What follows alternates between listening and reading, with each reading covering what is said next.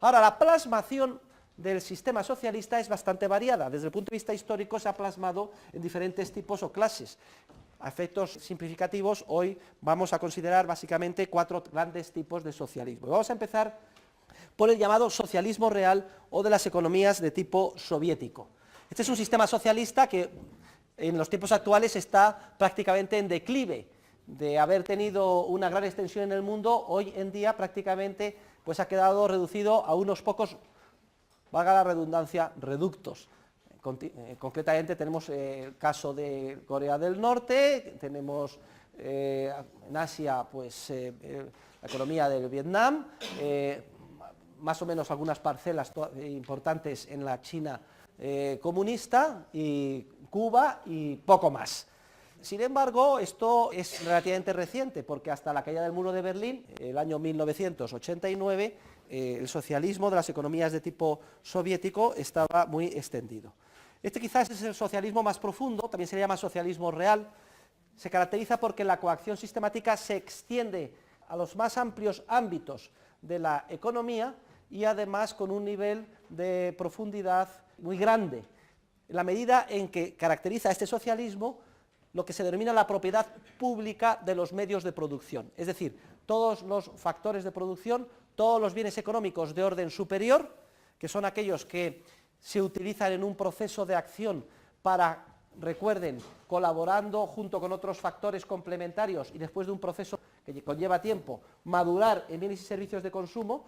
Todas las etapas intermedias previas son de titularidad pública, o expresado de otra manera, más real y más cruda.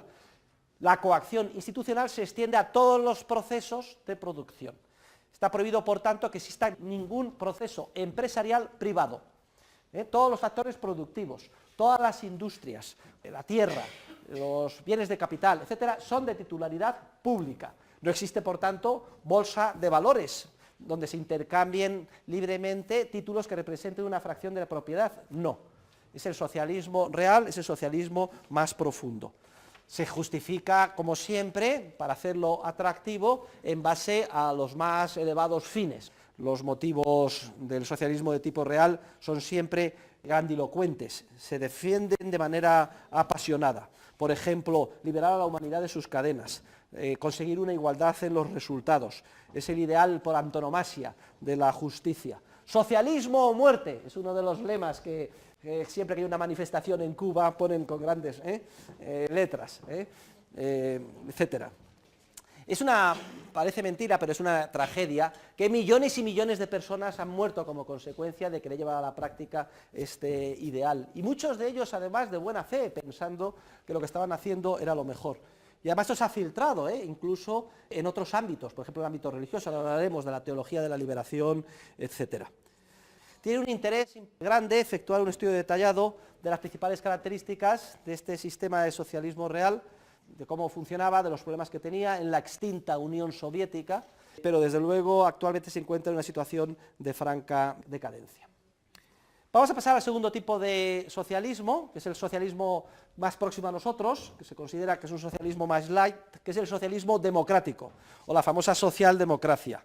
Este es el socialismo más popular hoy en día. Históricamente surge como una separación táctica del socialismo de tipo real, que tiene lugar en el siglo XX, después de la Segunda Guerra Mundial, sobre todo en Alemania. Entonces los socialistas reales aceptan los procedimientos democráticos en un primer paso. Entonces se convierte en socialismo democrático. Vamos a conseguir el poder para imponer estos ideales de socialización de los medios de producción, pero democráticamente. No por un procedimiento revolucionario, de tiro en la nuca, dictadura del proletariado, un golpe de Estado, como Lenin llevó a cabo, sino que vamos a aceptar los procedimientos democráticos. Y luego en un segundo paso se acepta que no haya la propiedad pública de los medios de producción de manera generalizada, sino que la intervención del Estado sea para establecer lo que se llama un estado del bienestar, o un sistema impositivo progresivo que redistribuya la renta. Todo ello dentro de un marco de profunda regulación de la economía. Y esa reforma, en la que se va de alguna forma suavizando el socialismo, digamos, marxista o soviético y se hace democrático y acepta que exista, digamos, un marco de mercado y propiedad privada de los medios de producción, pero en un entorno fuertemente intervenido, coaccionado por el gobierno, con un estado del bienestar, altos impuestos, etcétera, es lo que caracterizaría, pues, a la socialdemocracia. Ahora, lo importante, desde el punto de vista de la teoría económica, es que nos tengamos bien clara la siguiente idea, y es que el hecho de que existan o no elecciones democráticas no afecta en un ápice al problema básico teórico de ignorancia ineradicable en el que se encuentra todo órgano director encargado de ejercer la coacción institucional.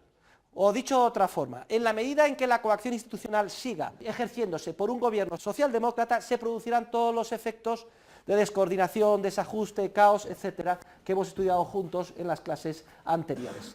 Precisamente en las parcelas en las que incida la coacción institucional y en el grado en el que incida.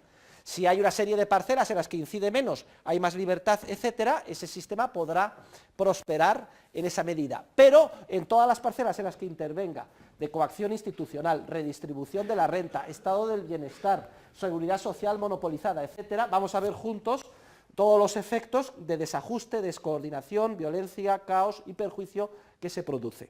Luego es irrelevante el hecho de que haya una serie de representantes democráticamente elegidos. No se hagan ustedes la ilusión de pensar que por el hecho de que han sido elegidos democráticamente y nos representan, ya disponen, por ciencia infusa, del conocimiento práctico, disperso, privativo, dinámicamente cambiando de manera continuada, que generan los empresarios cuando tienen que detectar problemas y solucionarlos sobre la marcha. Hay siempre ese problema gravísimo de incomunicación. Y luego, es que además, digamos que la coartada del ideal democrático es altamente peligrosa, porque generalmente se tiene la idea de que si los representantes han sido elegidos democráticamente, es inocuo el hecho de que el poder político sea ilimitado. ¿Qué importa que sea ilimitado o que pueda conseguirse cualquier cosa o imponerse cualquier cosa por la fuerza? Porque como los representantes han sido elegidos democráticamente, de alguna forma tenemos alguna garantía de que va a ser la mayoría la que va a imponer sus decisiones en cada momento. Entonces Hayek dice que si se interpreta el concepto de democracia como el poder omnímodo de la mayoría, y eso es lo que significa literalmente, en términos etimológicos, demos, kratos, demos, pueblo, kratos, poder absoluto. Dice que si por democracia se entiende el poder absoluto de la mayoría, dice que él, primero, no es demócrata, segundo, que es un sistema perverso en el que las mayorías explotan a las minorías y que además es un sistema, dice él, unworkable, es decir, que no se puede llevar a la práctica.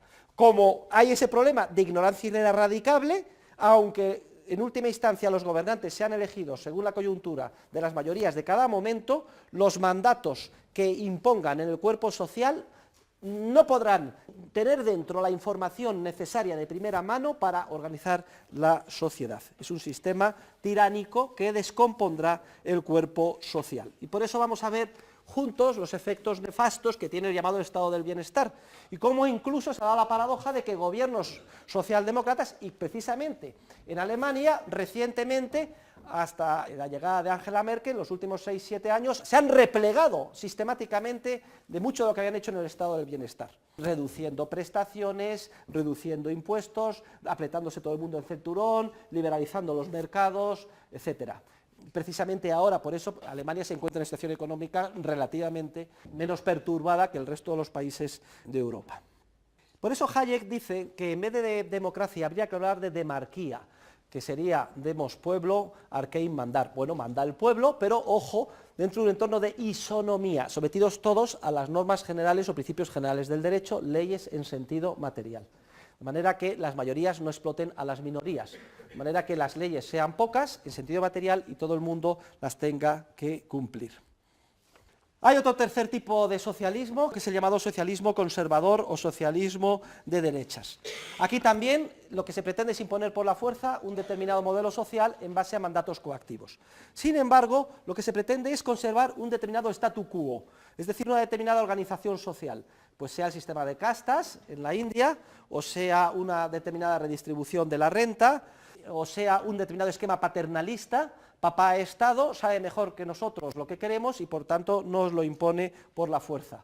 o sea, una sociedad, que también es una manifestación típica del socialismo de derechas, organizada jerárquicamente en base en la que los valores más importantes son los valores relacionados con el ejército, sería el socialismo militar. No me importa que sea el estatus militar, el estatus social, el estatus relacionado con la religión, una determinada redistribución de la renta o un sistema de castas. Lo que caracteriza al socialismo conservador o de derechas es su paternalismo e imponer por la fuerza un sistema preestablecido que se considera justo y bueno. Y además, el ser reacio ante los cambios sociales. Lo que queremos es mantener lo que hay y que no se efectúen cambios. Hay otras manifestaciones también del socialismo de derechas, por ejemplo, el socialismo gremial. Son los diferentes gremios los que de alguna forma estructuran la organización social que se quiere imponer por la fuerza. O el socialismo agrario. También hay que tener en cuenta esta influencia. Es curioso, pero cuando se crea la Unión Europea, el peso del socialismo agrario es tremendo. Y de hecho ello explica que hasta hoy, quizá la parte más importante y significativa del presupuesto de la Unión Europea sea todavía el de la política agraria comunitaria. ¿Por qué todas esas subvenciones? Vamos a hacer más adelante los efectos perversos que tiene. Pues la teoría era que había que proteger a la gente del campo, no solo porque son muy numerosos y votan, sino en base a unos conceptos idílicos, que no vaya a despoblarse el campo, que se mantenga el campo cuidado como estábamos acostumbrados a verlo, etcétera. Por tanto, la materialización del socialismo, digamos, reaccionario, de derechas, que quiere conservar el statu quo, es bastante variada y puede tener el acento en el ámbito militar, en el ámbito agrario, en el ámbito gremial, etc. Y hay pocas diferencias entre los partidos de izquierdas y los partidos de derechas. Todo el mundo quiere conseguir el poder para imponer por la fuerza sus particulares criterios.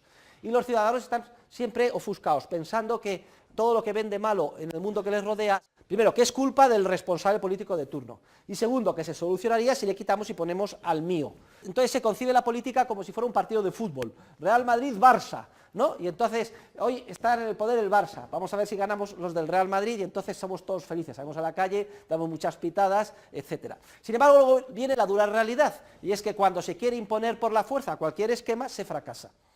Porque no es un problema quitar a los malos, sustituirlo por los buenos, es un problema estrictamente científico, de que es imposible organizar la sociedad desde arriba.